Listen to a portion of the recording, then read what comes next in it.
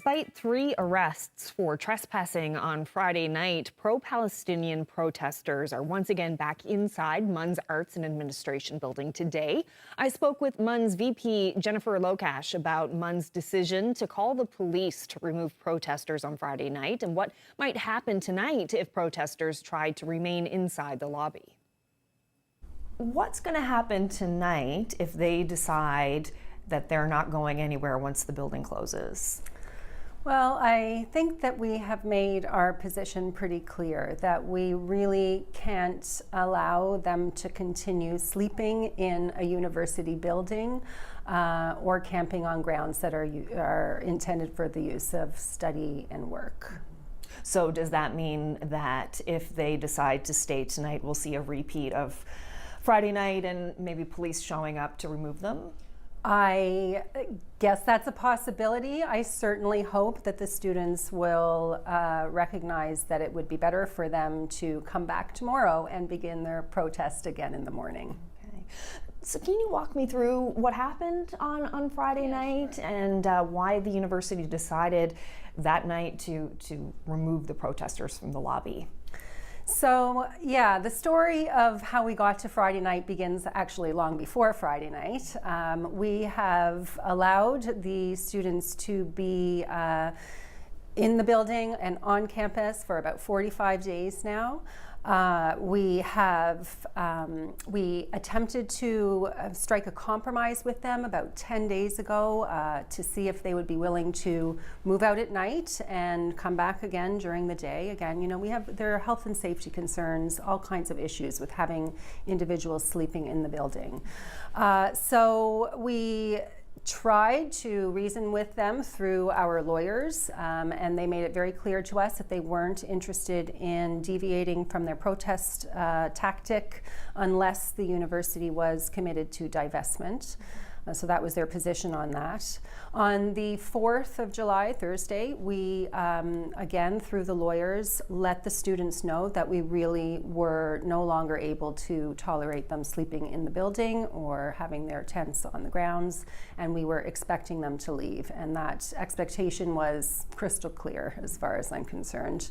Was there any mention of the police being called to remove them? I don't think there was a mention of the police at that time, but you know, if you go back to a CBC article from June 11th, you're going to see that we didn't rule out at that time that eventuality that might have happened. So they certainly had that in their minds, I would think, as something that could happen. They're also supported by legal counsel who would let them know what some of the next steps might be should they refuse to leave the premises when asked.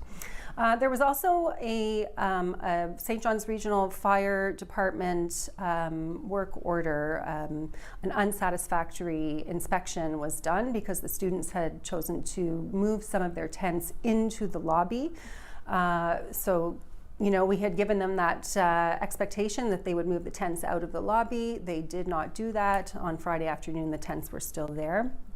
We'd also had reports from a number of individuals in our community that they were feeling a kind of increased level of harassing behavior and intimidation and disruption to the workplace that was making it difficult for people to do their jobs, you know, to the point where we had to send people home on Friday. The protesters were chanting in the lobby? Chanting and, you know, banging on the door, and they broke our doorbell, and, you know, that sort of thing. So those things together made us, again, sure that we really needed to draw the line on protesters sleeping in a university building for an indefinite period of time. And some of the protesters told me that they were really frightened on Friday night. Some of them were part of like a more vulnerable population, and that they were told that if they were to be arrested, things like their visas could be affected by this. And they said that it was a really frightening experience for them. What do you think about that? Yeah, I think that the way that the protesters are publicly framing the events don't really gel with my understanding of what happened. And to me, it looked like a dialogue was going on. No one was locked in or out of anything. I mean, students were there with the CEP officers that they've basically been living with for the last month, people who were there to support them. I also think it's worth noting that these are adults and they are making informed choices. The question still hangs in the air about whether the protesters will decide to leave tonight. But beyond that, what kind of dialogue is planned going forward, or what's MUN's position on what happens next? So one of the other things that we're doing with the students is working on a joint statement that affirms the university's commitment to peace and social justice and equity, that joins the calls for a lasting ceasefire in the region, that notes that the targeted attacks on academic institutions are, that those are a real assault on the very essence of education and academic freedom.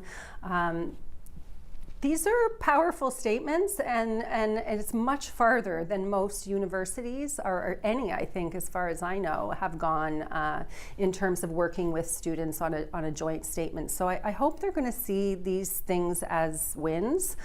They certainly have a lot to be proud of for what they have accomplished already, and we are continuing to work with them. We have a meeting set up with them for July the 12th this week.